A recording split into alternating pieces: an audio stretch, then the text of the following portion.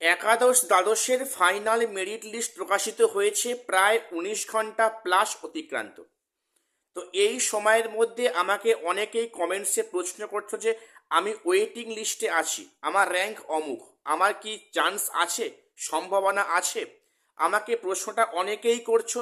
তো আমার সবার রিপ্লাই ইন্ডিভিজুয়ালি দেওয়া সম্ভব হচ্ছে না। কাজেই আমি তোমাদের আজকে ভিডিওতে তোমাদের সমস্ত প্রশ্নের আমি উত্তর দেওয়ার চেষ্টা করছি। কাজেই প্রত্যেকে ভিডিওটা স্কিপ করো না, প্রথম থেকে শেষ অবধি দেখো এবং প্রত্যেকে চ্যানেলটা সাবস্ক্রাইব করে দিও এমন গুরুত্বপূর্ণ আপডেট পাওয়ার জন্য।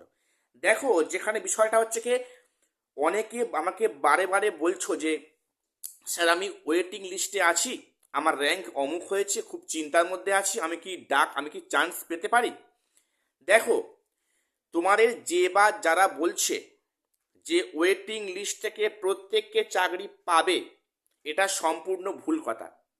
এটা সর্বাংশে মিথ্যা কথা। তোমাদের এটা অনেকে মন জগিয়ে কথা বলছে যে ওয়েটিং লিস্টে যারা আছে তারা প্রত্যেকেই চাকরি পাবে। এই কথাটা কিন্তু সর্বাংশে ভুল। দেখো, তোমরা জানো যে 2016-তে কিন্তু 6 থেকে 7টা কাউন্সেলিং হয়েছিল। সেটা যদি এবারেও হয়, তা হলেও যে ওয়েটিংয়ে থাকা যে 100% সবাই চাকরি পাবে, এটা কিন্তু কখনোই আশা করা ঠিক নয়। দেখো, আমি তোমাদের মিথ্যা আশ্বাস দেব না। তোমরা ভেবে দেখো যে বাস্তবটা কোনটা, গ্রাউন্ড লেভেলের বিষয়টা কোনটা। দেখো, ওয়েটিং থেকে নিঃসন্দেহে অনেকে চাকরি পাচ্ছে বা পাবে, একদম শিওর। তোমরা দেখে নিও, কথাটা মিলিয়ে নিও। ওয়েটিং থেকে প্রচুর স্টুডেন্টরা চাকরি পাবে, পাওয়ার সম্ভাবনা প্রায় 100%। কিন্তু সবাই নয়, বেশিরভাগ চান্স বা ডাক পাবে।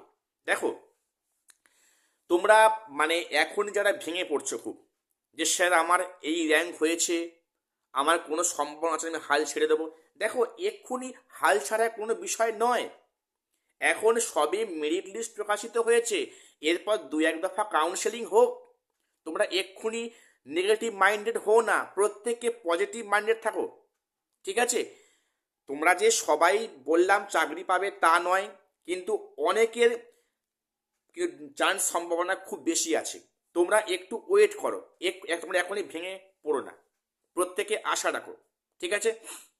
এবারে ওয়েটিংয়ে কেন সম্ভাবনা আছে দেখো, আমি দেখলাম বেশ কিছু সাবজেক্টে সেখানে এসসিতেও একই ব্যক্তি এসসিতেও পেয়েছে, প্লাস জেনারেলও পেয়েছে। দেখো, সেই ব্যক্তি নিশ্চয়ই কাউন্সিলিংয়ে দুখানা স্কুল বাঁচতে পারবে না, সম্ভব নয়। হয় সে নিজের ক্যাটাগরি এসসি থেকে স্কুল বাঁচবে, অথবা সে জেনারেল থেকে স্কুল বাঁচবে। মনে করো সে ক্যান্ডিডেট মনে করো এসসি থেকে স্কুল বাঁচতো, ঠিক আছে? তো সে এসসি থেকে সে বাড়ির কাছে স্কুল নিল। তাহলে ওই যে জেনারেল যে সিটটা থাকলো, ওখানে কিন্তু ফার্স্ট যিনি আছেন জেনারেলে ওয়েটিংয়ে, ওনার কিন্তু ডাকা হবে। এটা তো হিসেব পরিষ্কার। বা সেক্ষেত্রে উনি ওই এসসি ক্যান্ডিডেট, উনি যদি কিনা জেনারেলের স্কুল চুজ করেন, তাহলে তার যে ভ্যাকান্সি এসসি ওটা ফাঁকা হচ্ছে, সেখানে কিন্তু ওয়েটিং থেকে ফার্স্ট এসসি যে ক্যান্ডিডেট তাকে কিন্তু ডাকা হবে। অর্থাৎ এখানে তোমাদের ওয়েটিং থেকে চাকরি অনেকের হবে। তোমরা বৃথা চিন্তা করছো। তবে এটা শিওর, তোমাদের যে বা যারা বলছে যে সবাই চাকরি হবে, আমাকে একদিন বললো, কমেন্টস অবাক হলাম যে অনেকে বলছে যে ওয়েটিংয়ে কি সবাই চাকরি হবে।